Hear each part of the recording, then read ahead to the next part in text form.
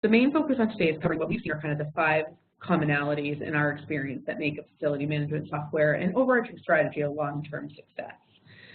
So with that, I'm going to hand it off to Tommy, and he's going to kick off today's presentation, and then I'll chime in at the end to conclude it, and then we'll hit the questions. Good morning, everyone, and thank you for joining today's FastCast. As Courtney just said, today's agenda, I'm going to cover 5 essential tips for reviewing your current platform and process and their associated tools to ensure that they are providing you with the needed information to manage your portfolio.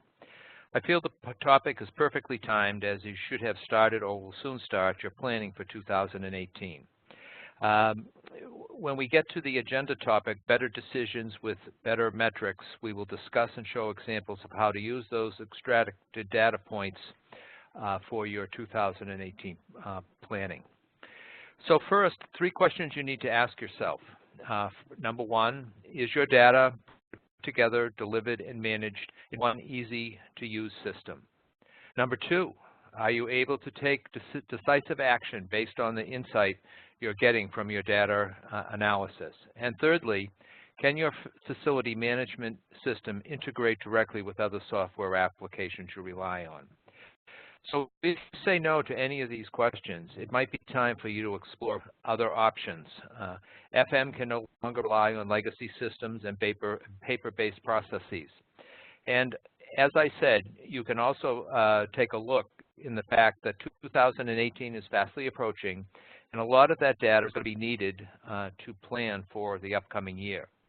When we take a look at point 1, can you slice and dice your information to analyze your portfolio and make decisions?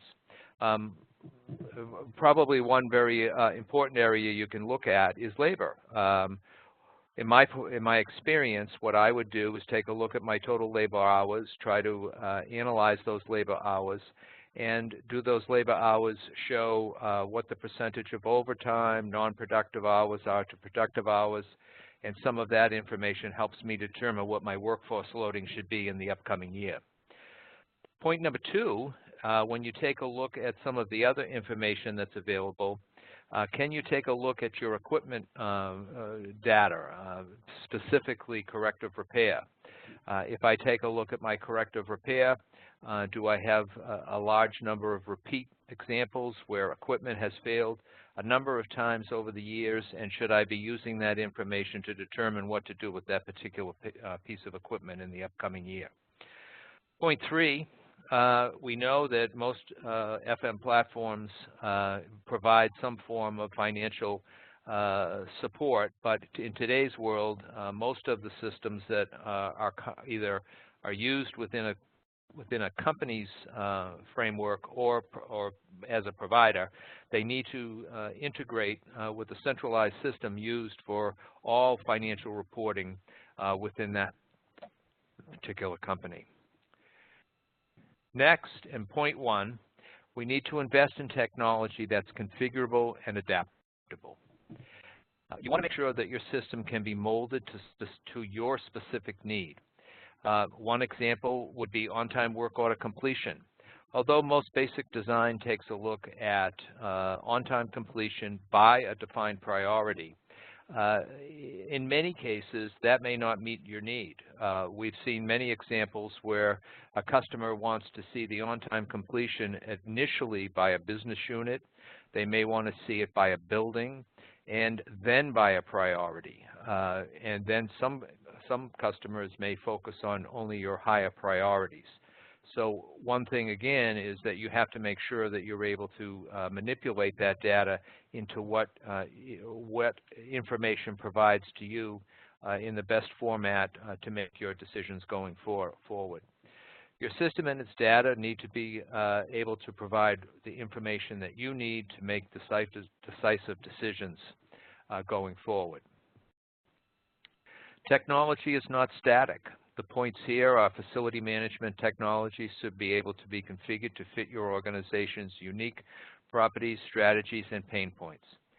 Point 2, look at the vendor that includes software upgrades. If you have a lot of customization, be sure that you won't lose that during any upgrade.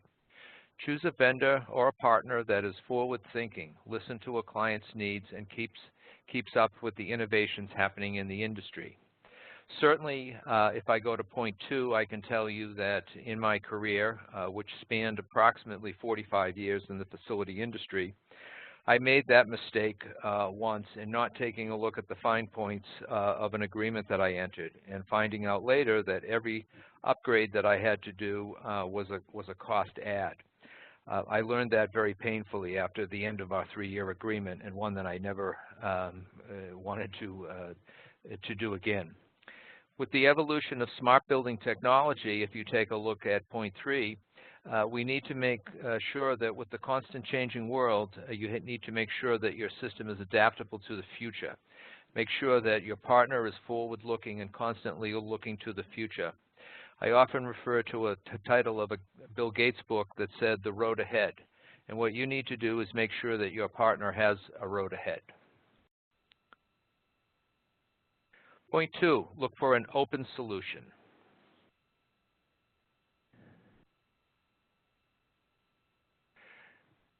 Achieve business goals now and in the future. Open solutions will be able to integrate with current systems and new systems in the future to accommodate your business needs as your company continues to evolve. As I referred to back on point 2, make sure that your platform is open and configurable to what you will need in the future. The world of FM technology is moving at a breakneck pace, providing new applications which become available every single day. We need to make sure that we can integrate with those tools.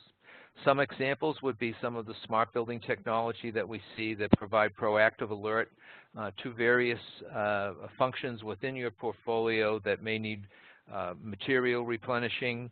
It may involve a piece of equipment like a chiller or a rooftop unit that provides real-time information and gets back to you about the status of a particular piece of equipment. A lot of those particular items may not interface with the building management system, but may provide information to the facility management system, and you need to make sure that your new tool or existing tool can accommodate those interactions. I often refer to it like the applications on the iPhone or the Android platform. Every single solitary day, there are so many new things that are coming out that we need to ensure that we can interface with. I use my home as an example. We used to always have a push-button thing to open our garage door. Now all of those tools are on my smartphone. If I want to open the garage door, I can do that from anywhere. I can integrate with my security system, take a look, make sure everything's all right at home when I'm hundreds of miles away. But to do that, we need to make sure that the technology and the platform can sustain that amount of change and interaction. Number 3, find software that will provide meaningful insights to your business. No time is better than right now to evaluate how your existing system is providing decision-based metrics that can help you plan for 2018. The data from a system should help you make clear decisions on equipment replacement priorities, training areas of focus, and performance standards, and many other areas for your 2018 plan. One of the examples I used earlier, and I'll reiterate on here now, is that in a lot of cases, in my experience, had been that if I take a look at the labor hours to perform certain tasks, things that I would want to know are, let's say we have a preventative maintenance task that takes estimated 1 hour to complete, and I have 16 technicians. Those 16 technicians, 15 complete the work order within the defined time, but one individual takes significantly longer to complete that work time. Part of that information should help you identify where some training needs might be for the next year, or for, in this example, for 2018. Maybe this individual has some performance problems, maybe he has training needs, but again, it's information that you should be able to use to plan for your next business cycle. I also use the example about corrective maintenance activity and its impact on capital expenses. If a portfolio, we'll say, has a large building with 16 rooftop units purchased in segments of 4, and you basically schedule their replacement over, we'll say, a 10-year cycle, you may have 4 units that are coming due in 2018 that need to be replaced, but when you take a look at the corrective maintenance on a unit that was not due till 2021, you may find that for some reason that particular unit is seeing a significantly higher corrective action work volume than one that's scheduled. And that should help you make a decision to evaluate that newer unit and determine should maybe that be replaced sooner than the older unit. But again, what the important point is that you need that information to be able to do that. Make more informed decisions with better metrics. Excuse me a moment, I get a little drink. The best facility management software should help answer business questions such as, what benchmarks do we need to set now to measure progress against our goals? Do we have access to the right data in order to measure success next year? Are we improving value of our assets? That is a key point most organizations look for, especially in our world today, because we're also financially focused. Are our assets being appropriately maintained at the right value so that we can keep them as long as possible? Are we making the right repair decisions? The point I just discussed. How are we lowering costs? Are our strategic plans generating revenue? Shift your thinking from what can this software do to what this software can tell me. This will help implement the software to make better decisions. When we get here to the 5 types of KPIs to consider. Now, this is usually a separate discussion, but I will touch on it lightly here. I always take and define what all of my metrics or KPIs are, and I put them into one of 5 essential buckets. 3 of them are very easy to define. Those are operational. We all know what operational metrics are. They are the on-time completion of work orders. They are the number of repeat items that we have to go back on. They're the preventative maintenance records that we do. Then we have financial, and I'm sure we're all very familiar with what the financials are. It's where are we to budget, by month, by year. Where is our capital plan to budget? What's our variation analysis? Why are we off budget? Those and customer satisfaction are usually very easy to define. Customer satisfaction is always a challenge with most organizations trying to define what the appropriate cycle or volume of customer satisfaction surveys are to send. Do you send it to a select group of people on a percentage basis, like 20% of your population every month? Do you do it once a year? Do you do it with every work order? But that's a decision that's really got to be tailored to your portfolio. And again, your software has to have the ability to adapt to whatever meets your needs. The last 2, value add and strategic, these are usually a little bit more fuzzy to define, and they're really driven on what your portfolio is and how you define those items. Is it the percentage of carbon footprint reduction? Is it an improvement in wastewater usage, etc.? So those types of items have to be defined by you and your organization. What the important point is, we always go by what we use here as SMART technique. All of our metrics need to be specific. They need to be clear and focused to a performance target. The M is for measurable. A KPI has to be expressed quantitatively. They have to be attainable. Targets are reasonable and achievable. They have to be realistic, and they have to be time-based. So we have a clear definition of what we're measuring and how that helps value our portfolio. Number 4, include IT in the buying process. As well, where appropriate, we need to include procurement and purchasing if outside the facility's organizational structure. Certainly, over the course of my career, I've seen a radical different change in the facilities and real estate organizations, where many, many years ago, at the start of my career, we would find that those purchasing functions and IT support functions were always located within the real estate organizations, specifically within the facility management support. That's radically changed today. Organizations are looking for what's the best value and shifting what the best value is for the corporation, which usually moves the purchasing or procurement function outside of the real estate team into a centralized, very professionalized function that acquires those type of tools for the FM and real estate team. And certainly the IT function.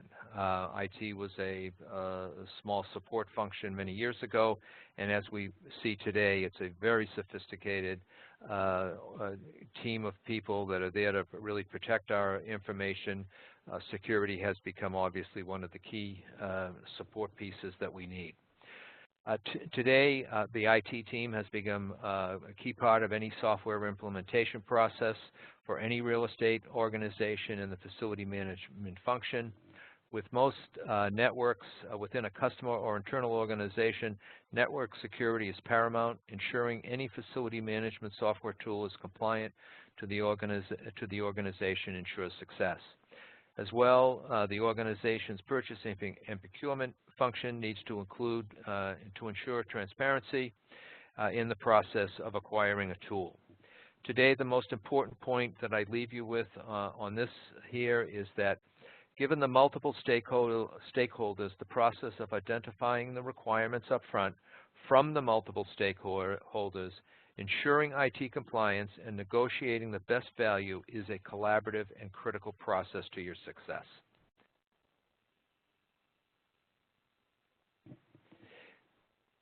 Is the virtual for owners and facility managers? It is vital for owners and facility managers to partner with IT on vendor negotiations. As facility management software become more advanced, the potential value is recognized by the multiple end user. As stated on the last slide, and I can't stress it enough, a collaborative process is the name of the game today. Given the important role facilities has in the real estate information provides to an organization, it's the only way to ensure success. One of the probably less likely areas, we talked about the strategic metrics that you use for measurement. Some of the outside stakeholders that I've seen is that the environmental organization, although sometimes connected to the real estate organization, is key in providing some critical metrics, if you will, that we need to measure for carbon footprint reduction, all of the aspects of water usage and things like that that we may not normally track as critical strategic initiatives are now part of our footprint going forward. So some of the benefits of including IT in the buying process, you avoid redundancy. You work with your IT team to determine whether existing systems can meet the business needs. This isn't always very palatable to the real estate organization because we have to work very collaboratively to ensure that what the needs of the real estate organization are cannot be met elsewhere within the organization's bigger IT framework. Assure interoperability with existing systems. Ensure that your software platforms can talk to each other. Certainly that has become much easier today, but that usually is a very critical component. Address the security. Cybersecurity, as we all know, is probably one of the most forefront things on our mind on a day-to-day basis. Successfully project management implementation. Understand the IT time and resources will be needed to get your system up and running. What I did note here on my notes is that certainly in my career I have underestimated many times what the IT resources and support resources are and will be needed, and I stress that you need to make sure that you do your due diligence up front to ensure whatever IT resources are needed will need to be identified so that you will have a successful implementation. Point 5, engage stakeholders and understand end users for successful implementations. What the most important point that I will stress here is that engage early and engage often. Common reasons why implementations fail: unprepared corporate culture, system is too difficult to learn or disruptive, no buy-in from end users. In today, many organizations, the IT portion of facility management lies within an IT expert. Ensure the team includes an operational expert as well in the decision process. This helps ensure the tool meets the needs of all the players within the organization. Understand the context the software is within the corporate culture. Be sure to know the relationship between the various departments vested in the software, the driving needs of the software and how they vary between users, the end user base, and the level of comfort with technology. One personal example I will tell you is that a number of years ago, while we were implementing a new software platform at the company I was working for, I foolishly elected not to put in the appropriate time up front to go to the training and learn the software. And I can tell you that for the next 2 years, I paid dearly for that. Not only in part because our systems are becoming fairly complex to use and understand, but by not putting the appropriate training for myself up front, I found that I was always behind the 8 ball and unfortunately had to rely on others to get me the information out of the system where it could have been readily available to me had I taken the time to go through and actually do the training up front.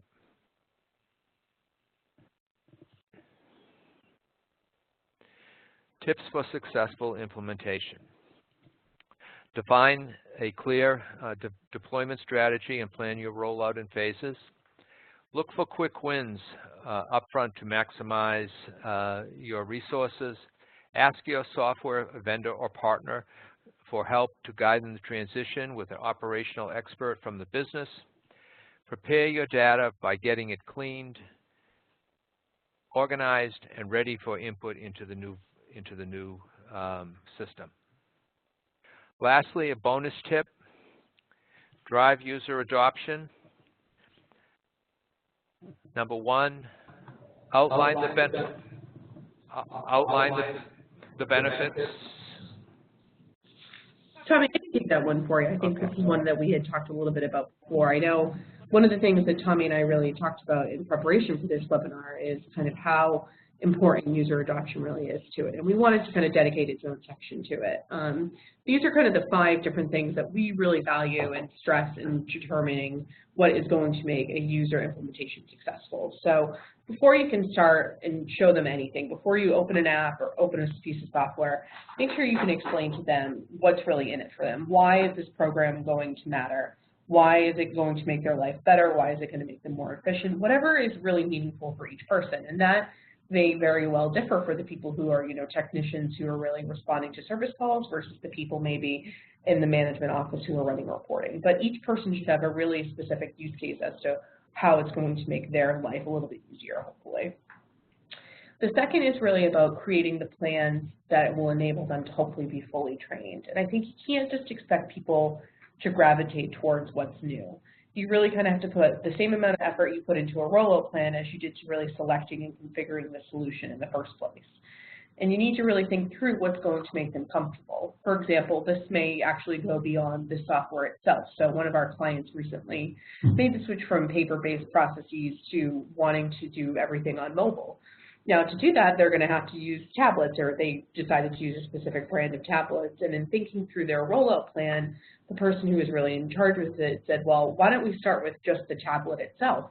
These people had never really used a tablet in their life. So the first thing they did before even, showing them what the facility management application was going to look like is, here's the tablet, here's how you turn it on, here's how you go to the app store, here is how you do a search for it, here's how you set up your email, and making sure that they were just fundamentally comfortable with the device that they were using before they even got started on the software itself. they went one step further and actually went through a specific person from the device manufacturer to actually walk them through this. Now, you may not need that. Oftentimes, if you have maybe somebody who's a little bit younger on your team or somebody who is really comfortable with technology, they can kind of take on that role of just making sure that the physical technology, that comfort level is there before you do anything else. A lot of the times during a rollout, you'll also find who is really very much on board with the change and who may be more resistant to it. A lot of the times, those early adopters can become your champions, and you can use them to your advantage. So maybe it is partnering those people who may be more tech savvy or who may be more accepting of change, partnering them with the people who are having a more difficult time adapting and letting them kind of really become your advocates for change and letting them become almost an extension of your team. Because, I mean, if you're expecting one person to roll out a whole new technology, that's probably going to be a tough workload for just one person. Lastly, you want to just make sure that you're really kind of constantly asking for feedback. And you want to do this both on an individual level and on a group level. So there are all kinds of ways of doing it. I would say the one thing that I would suggest is really to kind of have a mix of anonymous feedback mechanisms and mechanisms that allow you to kind of establish feedback for each person. So, on the anonymous side, we always suggest, maybe a quick survey, check in a couple of times during the rollout just to make sure that people are comfortable. This is especially useful if you really do have a large team that you're trying to kind of gauge their success with. Another is just making sure that you're having that face time and, reading people's body language and seeing how comfortable they are. And that may be in your one-on-one meetings if you have a smaller staff, or that may be in a team meeting where you can hopefully judge the room and see how people are really feeling about everything. So that's kind of really what we wanted to leave you with today. And I think the main point in kind of closing is that all of these tips that we went over, the 5 that Tommy went over, and the focus on user adoption are really meant to help you succeed in whatever tool you pick. But those are kind of what we've seen are what make a really successful facility management software, and also just an overall approach. We have a couple of minutes for questions, so feel free to pop the questions in if you have them. We do have one question, Tommy, that somebody had asked. And I'll let you answer this one. And it was in regards to KPIs, so the section that you were talking through on kind of what are the 5 different types. How do you recommend that people determine what types of KPIs they should go for and what types may not be important for their organization? Sure. So the way I would handle it is, first of all, I do not believe in overwhelming an organization with a large number of KPIs. I think you can adequately define the performance of your portfolio with 8 to 15 KPIs. I would always start with how you have to take a look at what the strategic plan for the organization is. Whether it be you're part of the company or you're supporting the real estate organization, you need to know what is the key deliverables and the vision and the goal of the organization. Is it operational performance? Is it financial performance? Is it strategic performance with trying to create a new product or service? And from there, you work with your organization to define what success means for that organization. And it's a collaborative process you have to go through to develop those metrics. Thanks. And another question we just got, Tommy, was about, what are a few examples of facility management software that tend to go well for a mid to large size company? Shameless plug that, we often do tend to work with people who are on the larger side of the market. But I would say for that size market, beyond, just talking about ourselves, which I don't want to do, and we're happy to give you a demo if you want to. I don't necessarily think that's the best use of everyone's time on this call, but to kind of just stress that as you're looking for something, if you are within a larger organization, you want to make sure it's something that can grow with you and that you have the flexibility to make sure that it's meeting your needs. So whether that's, hey, I want to add, 50 custom fields, or I need a workflow that's custom to my organization, you want to make sure that whatever software you pick has a development team and has a team in-house who can really help you meet those goals. We see a lot of the times when people decide to move to Aware Manager versus staying with their current solution, the reason why they do that is because they don't necessarily have a team that's kind of working on their behalf to make sure that the solution is evolving with their needs. One question that we can kind of conclude with, because I know we're over time, that we have gotten a few more questions that we haven't been able to answer, so we'll make sure we get people answers on a one-on-one basis. Tommy, can you talk through a little bit, why mobile is so important in, this day and age for facility managers?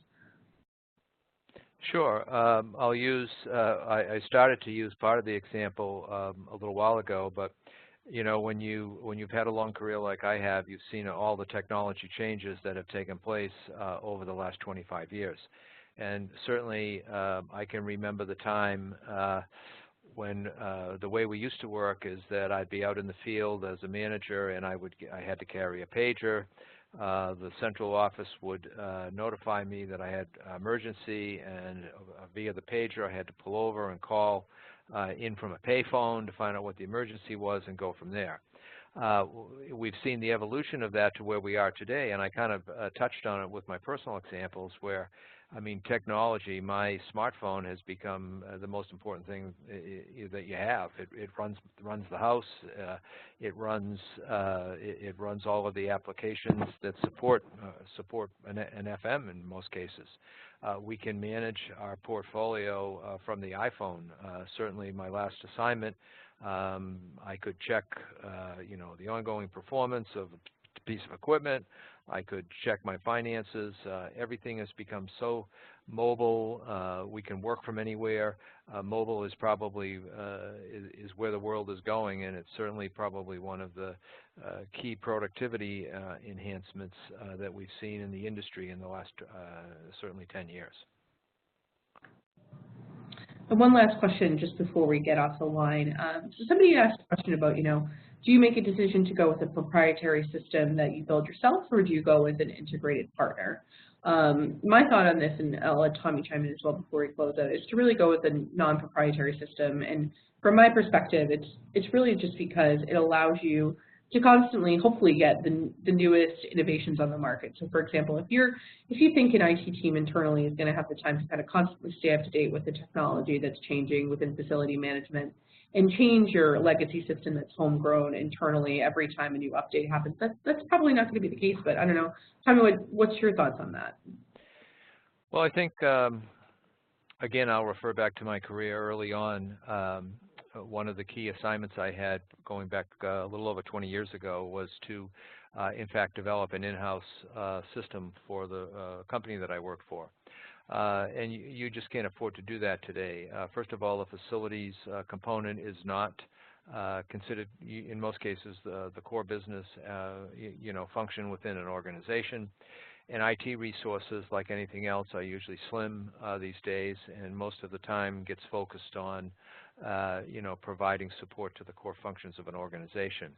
And unfortunately, at least in my example, it took 3 years from the time we started the design of a system till it came to actually be online. And by that time, certainly it needed updating. What you would find today is that certainly the cycle time from start to a delivery would be excessive. And our world changes so fast today, I would always consider going on the outside to find a strategic partner to provide a facility management tool for the future.